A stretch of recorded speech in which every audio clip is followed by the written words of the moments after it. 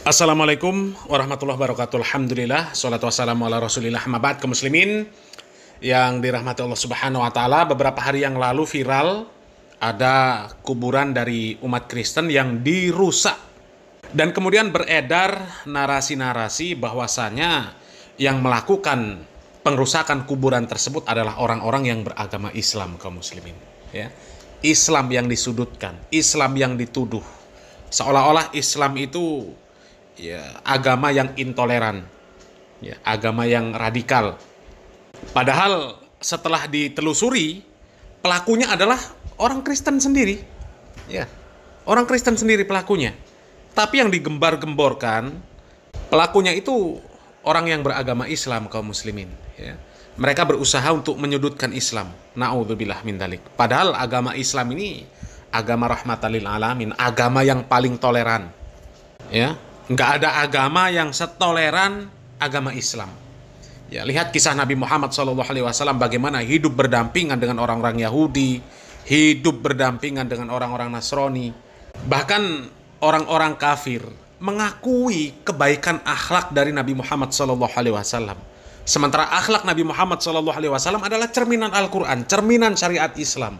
Jadi nggak ada agama yang mengajarkan toleransi yang tinggi kecuali Islam. Kalau ada orang yang mengaku Islam tapi nggak memiliki sifat toleransi, maka itu bisa dipastikan pemahamannya tentang Islam dipertanyakan. Itu pasti itu kaum muslimin. Dan setelah kemarin viral kuburan yang dirusak yang kemudian dituduh pelakunya adalah orang Islam, sekarang viral ada seorang pendeta yang ngamuk-ngamuk kaum muslimin. Entah ngamuk karena apa kaum muslimin. Coba kita simak videonya. Ini video dari channel Tasik Ngaji kaum muslimin. Kita simak videonya. Assalamualaikum warahmatullahi wabarakatuh. Sahabat Tasik Ngaji, buntut panjang setelah pemakaman Kristen yang berlambangkan salib dihancurkan oleh seseorang yang sudah diungkap identitasnya oleh pihak kepolisian. Ternyata yang merusak itu, yang menghancurkan itu dari Kristen sendiri. Bocah 16 tahun yang kemudian agamanya adalah Kristen sendiri. Nah kaum muslimin, jadi pelakunya ternyata orang Kristen sendiri kaum muslimin, seorang remaja baru usia 16 tahun kaum muslimin. Tapi yang dituduh orang Islam. Aduh, coba kita lanjut lagi. Sekarang sahabat Tasik Ngaji, viral di media sosial ada seorang pendeta beberapa bulan atau mungkin beberapa tahun yang lalu, videonya viral kembali karena sama kasusnya seperti ini, tetapi ini lebih ke pembakaran gereja, di mana pendeta ini diduga menuduh kepada golongan atau kepada agama tertentu yang merusak, yang membakar gereja. Tetapi ternyata setelah kita telusuri fakta beritanya, yang membakar gereja adalah dari Kristen itu sendiri. Baik, ikhwafillah, ini ada video yang beredar luas di media sosial akhir-akhir ini, yang kemudian sama kasusnya seperti sebelumnya, seperti anak bocah 16 tahun itu yang menghancurkan makam-makam yang bertandakan atau yang bernuansa salib di sana. Tetapi di sini kasusnya berbeda. Ini gereja yang kemudian dibakar, tetapi pendeta ini diduga menuduh kepada golongan atau kepada agama tertentu yang membakar gereja. Parah kaum muslimin. Kalau kemarin kuburan dirusak, dihancurkan, kemudian yang dituduh, yang dinarasikan pelakunya adalah orang-orang yang beragama Islam. Nah sekarang ini ada gereja yang dibakar, kemudian pendetanya membuat narasi bahwa pelakunya adalah pemeluk agama tertentu kaum muslimin. Agama apa kira-kira kaum muslimin? Apakah Islam lagi yang dituduh? Ya Allah. Baik ya ikhwah, kita akan lihat bagaimana isi dari videonya. Ini sangat menarik, silakan. Aksi perusakan gereja dan pembakaran sebuah gereja terjadi di Dusun Paladan, Desa Batang Uru Timur, Kecamatan Sumarorong, Mamasah, Sulawesi Barat. Gereja tersebut dibakar orang tidak dikenal. Namun saya mengatakan kepada pelaku ini. Ini pelaku ini sebenarnya bukan manusia. Bukan ini manusia. Yang ditunggangi iblis. Makhluk yang dipenuhi setan. Karena ajaran setan lah yang merusak, ajaran setan lah yang menghancurkan, ajaran setan lah yang membunuh. Jadi pelaku ini menerima ideologi dari iblis, dari setan. Karena ini ideologi setan, ajaran setan. Itu saya kesal. Tapi saya bukan mengutuk pelakunya, tapi ideologinya. Ideologi setan. Lepas dari dari negeri ini bebas. Jangan sampai ini masuk ke rakyat Indonesia mencuci otak mereka. Sehingga mereka merusak gereja dengan semena-mena. Saya bicara Indonesia bersatu untuk menghancurkan ideologi seperti ini. Jadi kalau ada ajaran yang mengatakan halal membunuh orang kafir, halal menghancurkan gedung gereja, ini ajaran iblis, setan. Ini ajaran setan. Tidak boleh diikuti. Kalau ada orang mengajarkan halal merusak gereja, halal membunuh orang kafir, siapapun dia, sehebat apapun orang itu, sebanyak apapun powernya, bahkan saya mau katakan, sebagus apapun mimbar yang dia pakai, tetap ini ajaran setan. Saya mau katakan, jangan dipercaya kalau ada orang menggunakan atribut apapun, tapi mengajarkan membunuh orang kafir itu halal darahnya. Itu ajaran sesat, ajaran setan. Persoalan seperti ini sudah sering terjadi di negeri ini. Yang saya maksudkan bukan persoalan ini yang ditangani dengan baik. Ini pasti saya yakin ditangani dengan baik. Pelakunya ditangkap. Tapi jangan berhenti sampai di situ. Siapa dalamnya? Dari mana ajaran itu dia dapatkan? Karena pelaku ini pasti nanti ditangkap polisi. Bisa-bisa sudah ditahan. Saya tidak mengikuti begitu secara detail. Mencak-mencak ini pendetanya ya.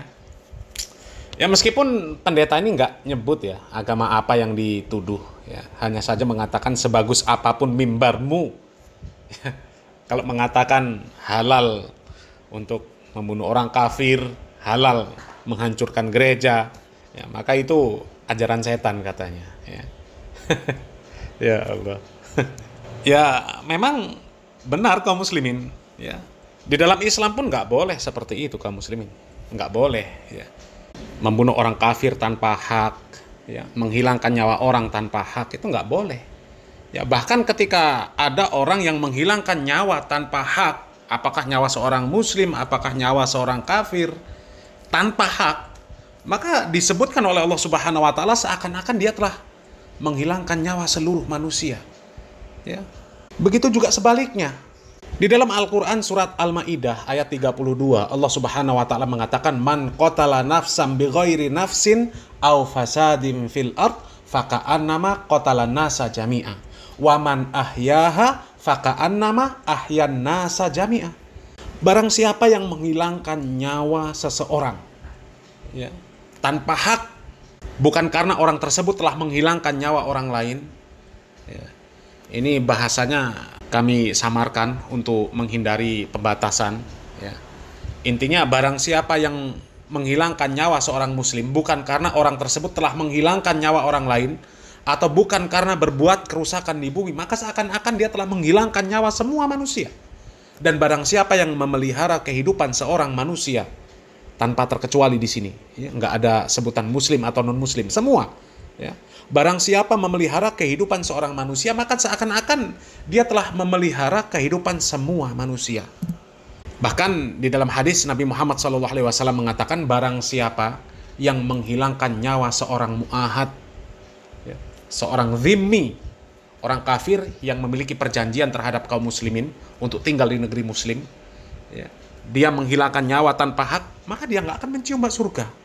Padahal bau surga, kata Nabi Muhammad SAW, itu tercium dari perjalanan 40 tahun. Dari jarak perjalanan 40 tahun, bau surga sudah tercium. Tapi orang yang menghilangkan nyawa orang kafir tanpa hak, itu nggak akan mencium bau surga tersebut, apalagi masuk. Itu kaum muslimin. Ya. Jadi kalau ada orang yang mengaku Islam kemudian bertindak seperti itu, maka itu dipertanyakan keislamannya, ya, dipertanyakan pemahaman agamanya. Baik, kita baca terlebih dahulu bagaimana isi beritanya. CNN Jakarta, CNN Indonesia. Humas Persekutuan Gereja-Gereja di Indonesia (PGI) Philip Situmorang menyebut pelaku pembakaran gereja Toraja Mamasa GTM Jemaat Batang Uru Timur Mamasa Sulawesi Barat adalah warga gereja sendiri. Jadi mohon agar di cross check, mohon agar sabar bagaimana nanti pihak kepolisian yang mengungkap kalau misalkan sudah seperti ini diduga menuduh kepada golongan tertentu, kepada agama tertentu dengan tendensi yang seperti itulah kita bisa menyaksikan bersama dengan ada kebencian dan sebagainya. Nah ini kan yang kemudian disesalkan. Kenapa kok seperti itu begitu ya? Nah ternyata alhamdulillah bukan hanya ini saja, kita akan lihat nih kesaksian dari Ustadz Alpian ya, di mana beliau membuka lembaran-lembaran yang dulu, membuka di mana sejarah akan berbicara bahwa ternyata bukan hanya kali ini saja yang kemudian umat Islam difitnah itu. Alhamdulillah. Baik, silakan. Ini adalah kejadian yang kesekian kali. Sekian Tahun kali. 1999 juga terjadi hal yang cukup, ya menurut saya menghebohkan. Karena itu mengakibatkan matinya seorang pendeta bertempat tinggal di Sulawesi Tengah. Iya. Ketika terlihat sesosok mayat yang mana dia dalam keadaan sudah terkapar dan mati, Iya. maka dengan sontak pihak gereja, pihak Kristen berteriak kemana-mana terjadi pembunuhan seorang pendeta oleh Iya. kelompok Muslim yang dituding sebagai teroris. Dituduh. Yang kedua sekitar tahun 2010-an, ya kurang lebih ya, itu ada peristiwa peledakan bom yang terjadi di sebuah pusat perbelanjaan di Alam Sutra, Tangerang Selatan. Tahun 99, tahun 2010-an, ya, Iya. terjadi situasi itu, hal mana ternyata kedua-duanya dilakukan oleh pihak Kristen. Peledakan bom yang terjadi di Tangerang Selatan itu juga dengan sangat emosional dan sangat sensasional, dengan sangat sinis, dengan sangat tendensius. Kelompok wartawan-wartawan sekuler mereka dengan cepat-cepat menuding bahwa itu gerakan Islam. Ternyata ketika pelaku tertangkap, ternyata seorang aktivis pemuda gereja. Nah, kalau ini ada cerita seperti ini, jadi semakin banyak fakta Allah buktikan sebagaimana firman Allah, yuriduna liyutfi'u nurallahi biafwahihim wallahu mutimmu nurihi walau karihal kafirun. Artinya, kalau ada peristiwa apa-apa, tetap saja rumusnya praduga tidak bersalah. Kalau belum ada proses pencarian pelaku atau belum ada proses hukum yang ditempuh secara teliti dan sungguh-sungguh, boy, jangan ambil kesimpulan. Dan ini mungkin pelajaran buat kita, dan ini harus menjadi teguran keras untuk semua pihak. Jangan mentang-mentang Anda ingin memberikan stereotip ya bahwa teroris, dan itu merupakan sebuah tudingan yang tidak berdasar. Baik, itu beliau Ustadz Alfian Tanjung membuka lembaran-lembar dan kisah-kisah dulu ketika umat Islam itu sering dituduh begitu ya, dengan tuduhan yang hemat kami ya sangat keji. Bahkan kalau misalkan kita melihat di komentar-komentar yang kami tampilkan di video sebelumnya, ketika ada perusakan makam ada salibnya itu, sontak mereka justru memfitnah umat Islam dan sebagainya, katanya ajaran anu dan lain sebagainya. Nah, saya pun ketika melihat komentarnya itu sambil pegang dada lah, kok bisa-bisanya seperti itu begitu. Makanya kita sabar terlebih dahulu, cari faktanya, cari kebenarannya seperti apa. Ya, kalau misalkan sekarang sudah terbukti seperti ini, kan siapa yang malu di sini? Alhamdulillah. Baik, jadi itu ya buntut panjang terkait pemberitaan di media sosial bahwa ada orang Kristen sendiri yang menghancurkan makam Kristen, dan tersebar luas juga ada seorang pendeta yang kemudian diduga dia menuduh kepada golongan tertentu, ya kemudian ternyata pembakaran gereja atau perusakan gereja itu justru malah dirusak oleh golongannya atau jemaatnya itu sendiri. Alhamdulillah. Baik, mungkin itu dulu yang bisa saya sampaikan. Wah, itu cara-cara licik kaum muslimin ya. Mereka mencari celah untuk menyudutkan orang-orang yang beragama Islam, untuk menyudutkan syariat Islam. Mereka nggak dapat. Akhirnya mereka membuat-buat fitnah seperti itu kaum muslimin. Ya, mudah-mudahan Allah Subhanahu Wa Taala menyadarkan mereka yang saat ini berusaha untuk menghancurkan Islam.